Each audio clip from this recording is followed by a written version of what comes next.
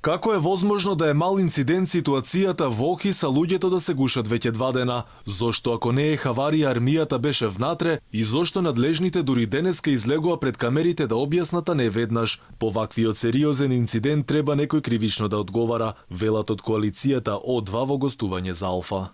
Ако имаат доволно податоци, ако институциите не одговориле онака како што треба и тие институции да подлежат на некои санкции или одговорните лица на тие институции кои не реагирале на време. Нормално е и народот да е загрижен, затоа надлежните треба да излезат правовремено со информации и да следи и одговорност за целава работа. Значи, се додека одговорноста изостанува во вакви работи, ќе ни се случуваат. Значи, она што гледаме пропусти, гледаме сега веќе и законски да почнеме со преставки. Во вонредното студио синоќа посветено на случајот Охис се јави жена поранешна вработена во фабриката која сакаше да остане анонимна. Кажа една информација на која надлежните мора подитно да одговорат. Тука е добиен тендер од 2 милиона евра.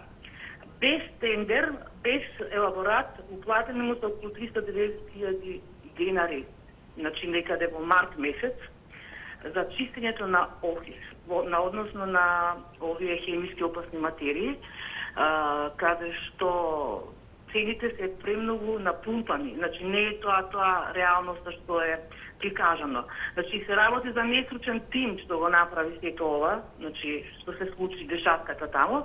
Парите се земени од печената маса на поранешните вработени на Охрид. А за колку опасна материја станува збор, за Алфа објасни и поранешниот директор на клиниката за токсикологија Андон Чибишев.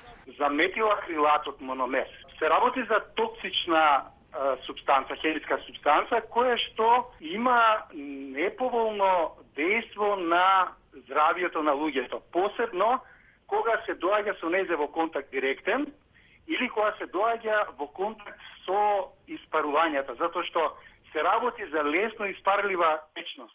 И тие испарувања во контакт со очите предизвикуваат воспаление, нели наслу кожите, во очите, пецкање, печење, солзење, предизвикуваат иритација на респираторниот систем.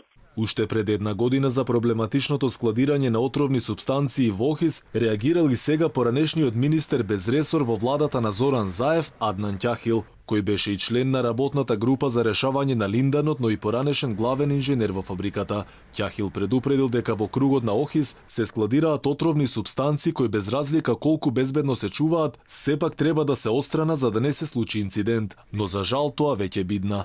Сега останува отворено прашањето зошто надлежните дозволија да се случи хаосот.